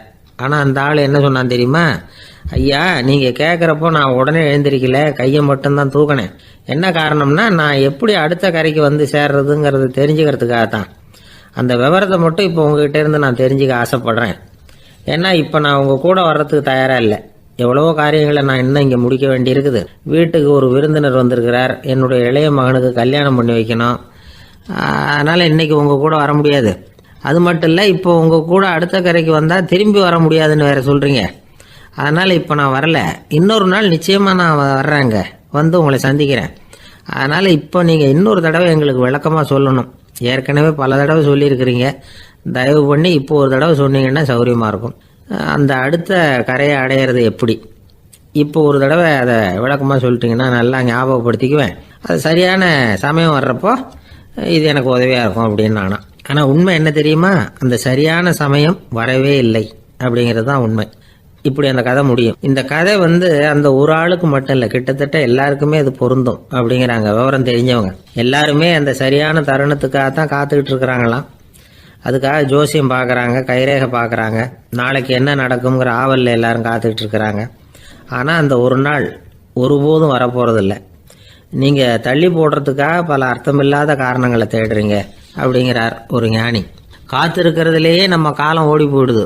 ஏன்னா இன்னைக்கு நாம் சிந்திக்கிறது நாளைக்கு நாம் சிந்திக்கிறது இல்லை. ஒவ்வொரு நாளும் ஒவ்வொரு மாதிரி போயிடுது. நாளைக்கு மறுநாளை பற்றியே சிந்திக்கிறோம். இப்படியே அது பாட்டுக்கு போயிடும். கரையை தொட்டு பார்க்குறது எப்போ, இதுதான் கேள்வி. நமக்கு வேண்டியப்பட்ட ஒருத்தர் ஒரு ரயில்வே பிளாட்ஃபாரத்தில் நின்றுட்டு இருக்கிறார். அங்கே இருக்கிறவங்க கிட்ட கேட்குறாராம், விசாரிக்கிறார், ஏங்க கிழக்க போகிற ரயில் போயிட்டுதுங்களான்னாராம். போயிட்டுதுன்னு இருக்கிறாங்க. கொஞ்ச நேரம் கழிச்சு ஏங்க மேற்க போகிற ரயில் போயிட்டுதுங்களான்னு கேட்டிருக்காரு. போயிட்டுதுங்களான் இருக்காங்க. அப்புறம் கொஞ்ச நேரம் கழிச்சு மறுபடியும் ஏங்க 10:30 மணி வண்டி போயிட்டுதான்னு கேட்டிருக்காரு. தொடர்ந்து காலையிலேருந்து சாயந்தரம் வரைக்கும் இப்படி ஒரே இடத்துல நின்றுட்டு கேட்டுக்கிட்டே இருக்கிறார். இதை பார்த்துக்கிட்டு இருந்த ஒருத்தர் அவர்கிட்ட ஏங்க நீங்கள் எங்கே போகணும் அப்படின்னு கேட்டாராம். இவர் மெதுவாக சொன்னாராம், இந்த ரயில்வே லைனை தாண்டி அந்த பக்கம் போகணும் அப்படின்னாராம். ஆஃபீஸில் வேலை பார்க்குற ஒருத்தர் வந்தார். பேசாமல் ஒரு 10 நாள் லீவு போட்டுடலாமா பார்க்குறேன் அப்படின்னார். ஏன்னு கேட்டோம். என்னுடைய மேலதிகாரி ஒரு முசுடு சார், அவர்கிட்ட வேலை பார்க்குறது ரொம்ப கஷ்டமாக இருக்குது அப்படின்னார். ஆஃபீஸில் வேலை பார்க்குறவங்கெல்லாம் ஒரு விஷயத்தை நல்லா ஞாபகத்தில் வச்சுக்கணும். மேலதிகாரிங்கிறவர் ஒரு பெரிய மகான் இல்லை, அவரும் ஒரு மானிட பிறவி தான். சராசரி மனுஷனுக்குள்ள பலம் பலவீனம் ரெண்டும் அவருக்கும் உண்டு. அதனால் அவரை கொஞ்சம் அனுசரித்து போகிறதுக்கு பழகிறது தான் நல்லது. மேலதிகாரிகளில் பல வகை உண்டு. அதில் முக்கியமாக 3 வகை. அதில் ஒரு வகை எப்படி தெரியுமா, உங்களை ஒரு வேலை செய்கிற மெஷினாக மட்டுமே நினைக்கக்கூடிய வகை. இவங்கெல்லாம் எப்படின்னா, எங்கேயாவது வெளியூர் போயிருந்தா கூட அங்கேருந்து ஃபோன் பண்ணுவாங்க, அந்த வேலை என்னாச்சு, இந்த வேலை என்னாச்சு அப்படின்னு. இவங்களுக்கெல்லாம் உங்கள் நலனை பற்றியோ உங்கள் குடும்பத்தை பற்றியோ அக்கறை இருக்காது. நீங்கள் சொல்கிற யோசனை எதுவும் இவங்ககிட்ட எடுபடாது. கொடுத்த வேலையை பாரு, நீ எனக்கு புத்தி சொல்ல வேணாம் அப்படிம்பாங்க. இவங்களை அனுசரித்து போகிறதுக்கு ஒரே வழி, இவங்க எதை சொன்னாலும் சரின்னு சொல்லிவிட்டு வேலையை கவனிக்க வேண்டியது தான். இவங்ககிட்ட வேற எந்த கேள்வியும் கேட்டுக்கிட்டு இருக்கக்கூடாது. ஆமாம் சாமி போடுறது கௌரவ குறைச்சல் இல்லை, அது ஒரு அலுவலக சௌகரியம், அவ்வளவுதான். இன்னொரு வகையான மேலதிகாரிகள் எப்படி தெரியுமா, இவங்கெல்லாம் ஆஃபீஸ் வேலையை பற்றி அதிகமாக கவலைப்பட்டுக்கிட்டு இருக்க மாட்டாங்க. தங்களுடைய சொந்த இமேஜ் பாதிக்கப்படக்கூடாதுங்கிறதுலையே கவனமாக இருப்பாங்க. இவங்கெல்லாம் அடிக்கடி உங்கள் நலனை விசாரிப்பாங்க. அதே மாதிரி நீங்களும் அவரை விசாரிக்கணும்னு எதிர்பார்ப்பாங்க. இந்த ரக அதிகாரிகளுக்கெல்லாம் புது வருட வாழ்த்து அனுப்பலாம், பிறந்தநாள் வாழ்த்து அனுப்பலாம். அவருக்கு எங்கேயாவது ஒரு பாராட்டு விழா நடந்தால் முதல் வரிசையில் போய் உட்காந்து உங்கள் முகத்தை காட்டலாம். ஆஃபீஸ் வேலையை மட்டுமே பார்க்குற பணியாளர்கள் இது மாதிரி அதிகாரிகள்கிட்ட நல்ல பேர் வாங்க முடியாது. இன்னொரு வகையான மேலதிகாரிகள் உண்டு. அவங்க எப்படின்னா, ஆஃபீஸ் வேலையை பற்றியும் கவலைப்பட மாட்டாங்க, தனக்கு கீழே வேலை பார்க்குறவங்கள பற்றியும் கவலைப்பட மாட்டாங்க. எக்காரணம் கொண்டும் தன்னுடைய பொசிஷனுக்கு ஆபத்து வந்துடக்கூடாதுன்னே நினைக்கக்கூடியவங்க இவங்க. இவங்களால கடுமையான வேலை செய்யவும் முடியாது, தீர்மானிக்கவும் முடியாது. எந்த முடிவையும் எடுக்காமல் அப்படியே தள்ளி போட்டுக்கிட்டே போடுவாங்க எல்லாத்தையும். இதனால் என்ன ஆகும்னா, இவருக்கு கீழே வேலை பார்க்குற உங்களுக்கு பொறுப்பு அதிகமாகிடும். இவங்ககிட்ட போய் பிரச்சனையை மட்டும் சொல்லி பிரயோஜனம் இல்லை, அதுக்கான முடிவுகளை நீங்களே சொல்லணும். அப்போ தான் இது மாதிரி அதிகாரிகள்கிட்ட நல்ல பேர் வாங்கலாம். அட்லீஸ்ட் கெட்ட பேர் வாங்காமலாவது காலம் தள்ளலாம். ஆஃபீஸில் வேலை பார்க்குறவங்க முக்கியமாக சில விஷயங்களை ஞாபகத்தில் வச்சுக்கணும். ஆஃபீஸில் நடக்கிற நல்லது கெட்டது எதுவாக இருந்தாலும் உடனடியாக மேலதிகாரிகிட்ட தெரிவிக்கிறது நல்லது. 3வது மனிதர் மூலமாக அதை அவர் தெரிஞ்சுக்கிறது அவ்வளவு நல்லதில்லை. எந்த மேலதிகாரியுமே தான் இந்த சர்பாஸ் செய்யப்படுறத விரும்புறதில்லை. அதனால் அவருக்கு தெரியாமல் மேலிடத்துக்கு மணி எழுதி போடக்கூடாது. அப்படி எழுதி போடுறவங்க சில பேர் இருக்கிறாங்க. நீங்களும் உங்கள் மேலதிகாரியும் தொழில் ரீதியாக ஒரே படிப்பு படித்தவராக இருக்கலாம். அப்படி இருந்ததுன்னா அட்ஜஸ்ட் பண்ணி போகிறது கொஞ்சம் கஷ்டம்தான். இதை மனசில் வச்சுக்கிட்டு நடந்துக்கணும். உங்களுக்கும் அவருக்கும் அபிப்பிராய பேதமா, அது அவருக்கும் உங்களுக்கும் உள்ள தனிப்பட்ட பிரச்சனை, அதை விளம்பரப்படுத்திகிட்டு இருக்கக்கூடாது. அது அவருடைய கோபத்தை கிளறும். உங்கள் மேலதிகாரி உங்கள் கூட படித்தவராக இருக்கலாம், அதுக்காக அவரை எல்லாருக்கும் முன்னாடி கிச்சாமி எப்படா இருக்க அப்படின்லாம் கேட்டுக்கிட்டு இருக்கக்கூடாது. பொதுவாக யாரும் அதை விரும்புறதில்லை. இவ்வளவையும் உங்கள் மனசில் வச்சுக்கிட்டு கொஞ்சம் சாமர்த்தியமாக நடந்துக்கிட்டீங்கன்னா ஆஃபீஸ் உங்களுக்கு அவஸ்தையாக இருக்காது, ஆனந்தமாக இருக்கும். ஒரு மேலதிகாரி தன்கிட்ட வேலை பார்க்குற ஒருத்தரை பற்றி ரொம்ப பெருமையாக சொன்னாராம். எங்கள் ஆஃபீஸில் எவ்வளவோ பேர் வேலை பார்க்குறாங்க, எல்லாரும் தினமும் ஏதாவது பிரச்சனைகளை சொல்லிகிட்டு இருப்பாங்க.